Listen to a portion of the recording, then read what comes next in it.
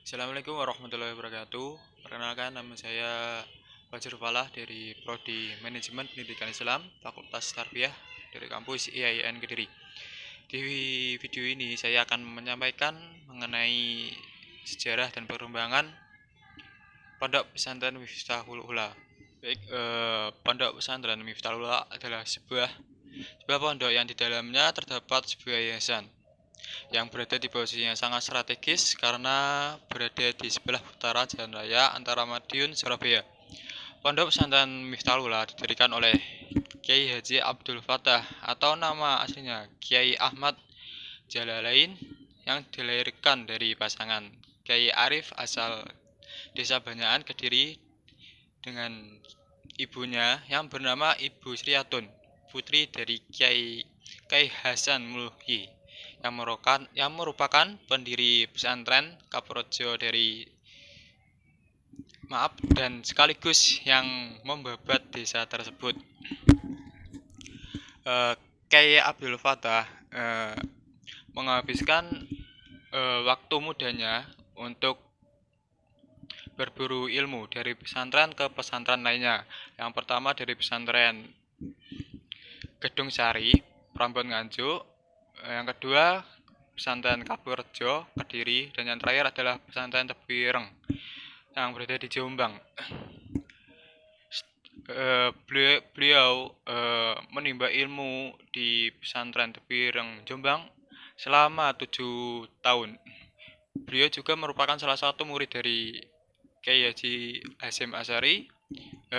Yang selanjutnya setelah beliau Kiai Haji Abdul Fattah menyudahi nyantrinya, beliau menikah dengan seorang perempuan yang bernama Ibu Siti Nur Aini, dan setelah menikah beliau mengetahui kehamilan istrinya, lalu beliau berpikir keras untuk mencari tempat untuk mendirikan sebuah pondok dan membawa sejumlah modal atau uang, dan akhirnya menemukan sebuah tempat yaitu Desa Ngelawak yang sebelah utara jalan raya Surabaya sampai Madiun, dan mendirikan sebuah pondok yang bernama Pondok Pesantren Miftahul Ula. Pada awal berdirinya Pondok Pesantren Miftahul Ula itu pada tahun 1940 yang berupa langgar atau dikenal dengan musola.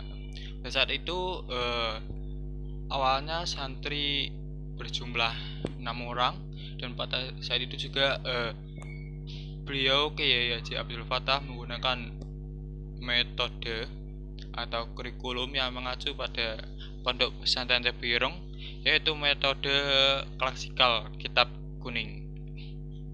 Nah, yang selanjutnya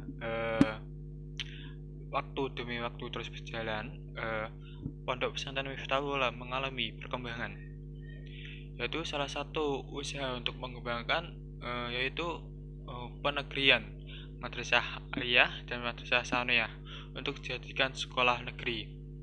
Setelah penegrian tersebut, pihak keluarga Miftahul Ula timbul inisiatif untuk membentuk sebuah yayasan untuk menaungi pendidikan non formal dan formal, dan akhirnya terbentuklah Yayasan Miftahul Ula yang berdiri pada tahun 1968.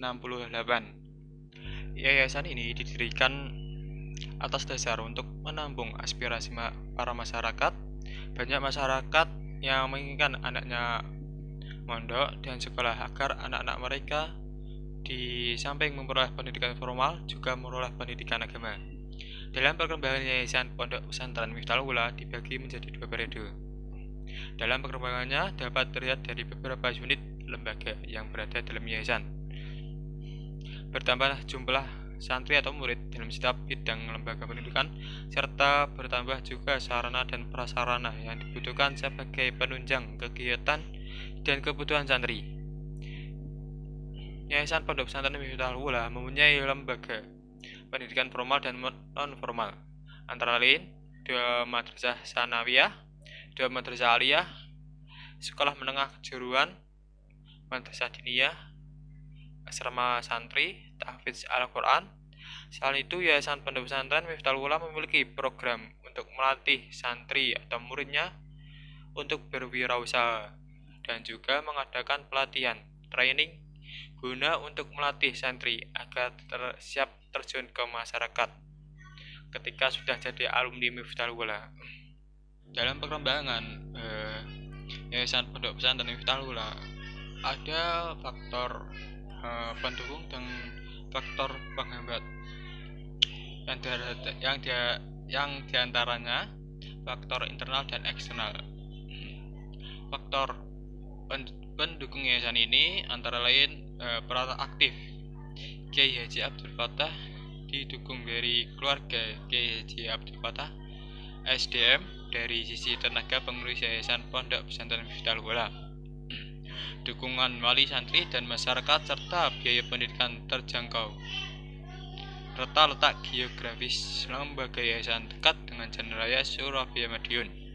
Sedangkan faktor penghambat perkembangan Yayasan Pondok Pesantren Miftahul Ula diantaranya berupa terbatasnya sarana dan prasarana, kurangnya kontribusi setiap unit lembaga kepada yayasan, serta perilaku santri yang tidak sesuai dengan peraturan yayasan, dan adanya lembaga lain yang lebih maju dan siap bersaing dan memperbaiki tatanan. Sekian dari saya, kurang lebihnya mohon maaf dan terima kasih. Sekian, wassalamualaikum warahmatullahi wabarakatuh.